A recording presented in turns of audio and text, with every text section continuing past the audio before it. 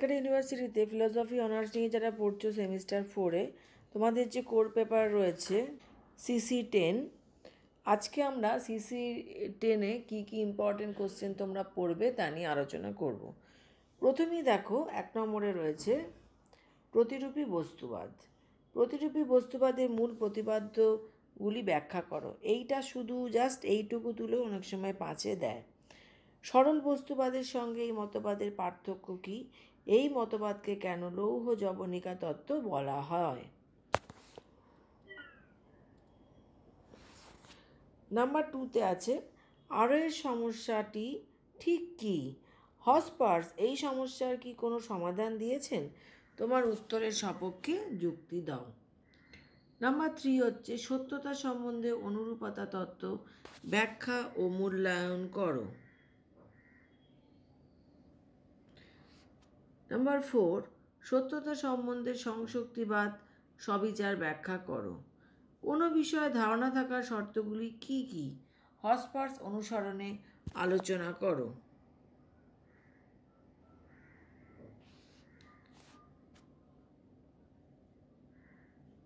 Number 6 সত্য হলো তাই যা কার্যকর। এইটা এভাবে দিয়েছে যেমন কোটেশন তুলে, যদি প্রয়োগবাদ আসে একই কথা, প্রয়োগবাদ আসলেও একই অ্যান্সার হবে।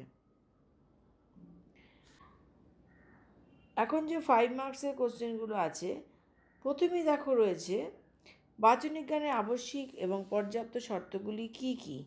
সংক্ষেপে আলোচনা করো। বার্কলে কিভাবে মুখ্য গুণ ও গৌণ গুণের পার্থক্যের বিরুদ্ধে যুক্তি দিয়েছেন? বহু কারণবাদ কি?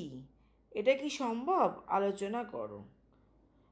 সামান্য সম্পর্কে সাদৃশ্যমূলক তত্ত্ব ব্যাখ্যা করো।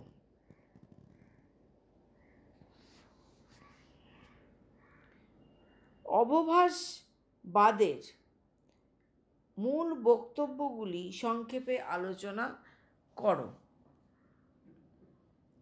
জানা শব্দটির বিভিন্ন অর্থ ব্যাখ্যা করো। প্লেটো এবং অ্যারিস্টটলের সামান্য সম্বন্ধীয় তত্ত্বর মধ্যে কি কি পার্থক্য? তো এই যে কোশ্চেনগুলো তোমাদের দিলাম 15 মার্কস এবং 5 মার্কসের, এগুলো ভালো করে তোমরা তৈরি করো। আশা করি তোমরা কমন পেয়ে যাবে। তোমাদের যে বই আছে জানো, সমরেন্দ্র ভট্টাচার্য বা সমরিকান্ত সামন্ত, যে বইটাই কেউ না কেন সব বইতেই মোটামুটি অ্যান্সারগুলো পেয়ে যাবে।